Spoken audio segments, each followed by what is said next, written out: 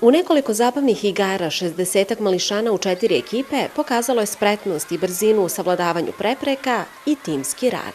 Trčimo i radimo razne igre. Poligoni, skupljanje sova, vučenje konopca i nošenje jajeta.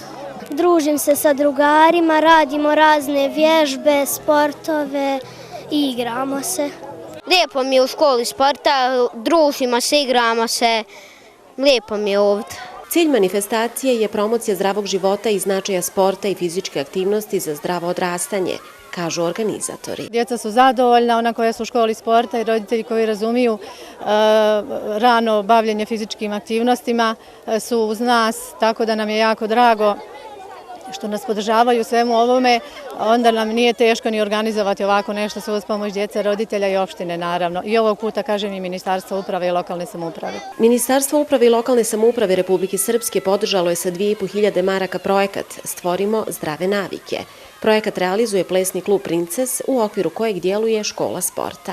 Školu pohađa 40 djece uzrasta od 5 do 10 godina. Mi 2 puta godišnje imamo pregled doktorice pedijatra na početku i na kraju sezone koja pregleda stopala, kičmu, držanje, tako da upućuje roditelja ako ima nekakvih problema na možda nekakve fizikalne vježbice po potrebi, ali naša školica sporta se prilagodi vježbama da pomognemo dječici i naravno prioritet i cilj svega ovoga danas je sport i bavljenje fizičkim aktivnostima. Škola sporta Rastimo zdravo osnovana je prije 4 godine kao sekcija plesnog kluba Princes.